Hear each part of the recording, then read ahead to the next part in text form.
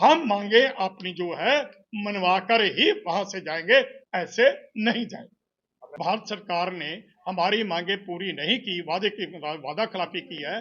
फरवरी 2024 को दिल्ली कूच करने का बिगल बजा दिया। पूरे देश के लोगों को और जो भारत सरकार है उसको भी ये बताना चाहते हैं कि दिल्ली स्टेज पर जितनी हमारी स्टेजें चल रही थी, किसी भी राजनीतिक लीडर को हमने स्टेज के ऊपर नहीं आने दिया। 13 फरवरी 2024 को किसानी मांगों को लेकर, किसान व मजदूरों को मांगों को लेकर हम दिल्ली कूच का जो बिगल बजाया है, उसके संबंध में हम देश के पूरे किसानों व मजदूरों को लामबंद कर रहे हैं, ताकि हम भारत सरकार का दबाव डाल के तो हमारी जो मांगे हैं मानी जाए। मांगे क्या है हमारी? मांगे ये है कि जैसे आपको पता है कि 26 नवंबर 2020 को हमने जो काले कानून भारत सरकार ने बनाए थे उनको रद्द कराने के लिए और एमएसपी की गारंटी के तहत मतलब के कानून बनाने के लिए जो थे हमने वहां मोर्चा लगाया था। लेकिन मोदी सरकार ने जो काले कानून थे वो तो रद्द कर दिए, लेकिन एमएसपी पर गारंटी बनाने का हमारे साथ वादा किया था 9 दिसंबर 2021 को, लेकिन ना तो वो कोई कमेटी बनी है और चलते आंदोलन के समय 750 किसान जो शहीद हुए थे उनको मुआवजा देने, उनके परिवारों को नौकरियां देने के लिए वादा किया था, वो भी नहीं किया।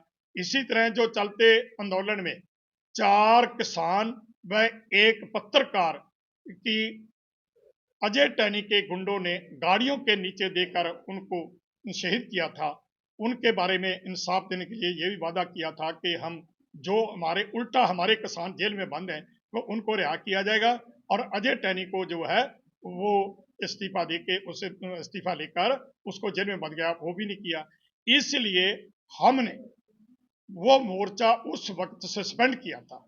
लेकिन जब भारत सरकार ने हमारी मांगे पूरी नहीं की, वादा खिलाफी की है, हमने भारत सरकार के खिलाफ दोबारा अपने मांगों को लेकर पूरे देश के किसानों को एकजुट करके, जो कि अराजनीतिक संयुक्त किसान मोर्चा है, इसने एक फैसला किया कि हम 13 फरवरी 2024 को दिल्ली कूच करने का बिगल बजा दिया।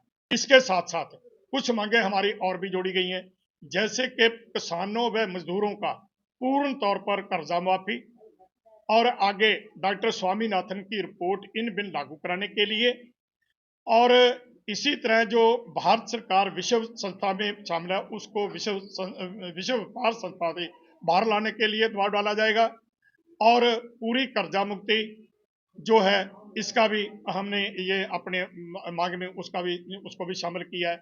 और जो हमारी जमीनें अकबर बिना वजह के की जाती है उनके दाम भी पूरे नहीं मिलते, और जो पानियों का मसला है वो भी सभी नदियों जोड़कर हर भारत के हर किसान के हर खेत में पानी जो है वो सरकार की जिम्मेवारी बनती है कि हर किसान के हर खेत में पानी देने के लिए। इन मांगों को लेकर हमने 13 फरवरी 2024 को दिल्ली जाने का जो बिगल बजाया तो गैर राजनीतिक है। मैं एक बात बता दूं, जिन्होंने राजनीति की है वो नहीं। इसमें एक थोड़ी सी बात मैं और बताना चाहता हूं कि जब हमने 26 नवंबर 2020 को हमने मोर्चा लगाया था और जब आंदोलन शुरू किया तो हमारे साथ जितनी भी जथेबंदियां थी उन्होंने हमने बैठ के फैसला किया था कि हम राजनीतिक में नहीं जाएंगे और ना ही अपनी स्टेज पर किसी राजनीतिक को बुलाने का समय देंगे। हमारा इसी कारण मोर्चा चलता रहा, और आपने देखा होगा कि दिल्ली स्टेज पर जितनी हमारी स्टेजें चल रही थी किसी भी राजनीतिक लीडर को हमने स्टेज के ऊपर नहीं आने दिया।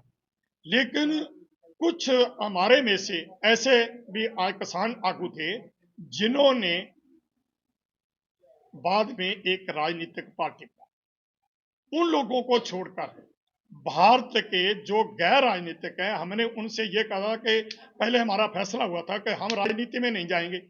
तो जब उन्होंने राजनीति में जाने का फैसला कर दिया, जैसे मैं नाम लेने से ग्रेज नहीं करूंगा, सरदार बलबीर सिंह जी राजेवाल थे जो हमारे उस वक्त बहुत मतलब के प्रमुख वक्ता थे, तो उनको हमने कहा था कि भाई राजनीति में जाना हमारा काम नहीं, क्योंकि हमने फैसला किया है कि हम किसान जो हैं हम राजनीति में नहीं जाएंगे।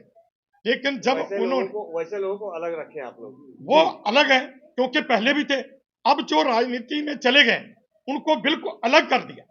क्योंकि जेकर हम राजनीतिक लोगों को शामिल करेंगे तो फिर राजनीतिक लोग तो राजनीति करेंगे, वो किसानों की। अभी आप लोग का ये मोर्चा चुनाव से पहले इस तरह का स्टेप क्यों उठा रही है? हाँ, ये सवाल ठीक है आपका। जो राजनीतिक पार्टियां हैं ना, ये जब इलेक्शन आता है ना उस वक्त ही इन पर दबाव डाला जाता है। आपको पता होगा जब हम दिल्ली बॉर्डरों पे बैठे थे तो उस वक्त कुछ प्रदेश थे जिनकी इलेक्शन आ गई थी, जैसे यूपी की थी और भी थी। तो उस वक्त इन्होंने मोर्चे के दबाव के कारण, जब देश के सभी लोग, किसान, मजदूर, व्यापारी, दुकानदार, मतलब के जितने भी थे, चाहे ट्रांसपोर्टर थे, सभी लोग कारपोरेट घरानों को छोड़कर सभी लोग उस मोर्चे में शामिल हो गए।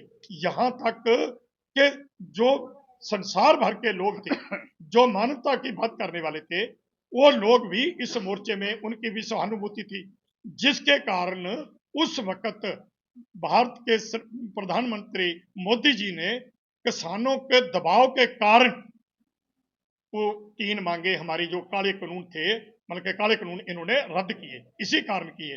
देखिए, ये जो हमारा जो आंदोलन है, एक तो शांतमय होगा। सबसे पहली बात यह है, जैसे पहले मिसाल कायम कर दिया हमने कि पूरे संसार में इतना बड़ा और इतना लंबा और इतना शांतमयी आंदोलन कहीं भी नहीं, कभी नहीं लगा।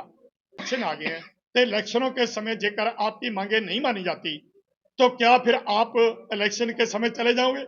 नहीं जाएंगे, क्योंकि इलेक्शन होने के बाद कोई तो सरकार बनेगी ना।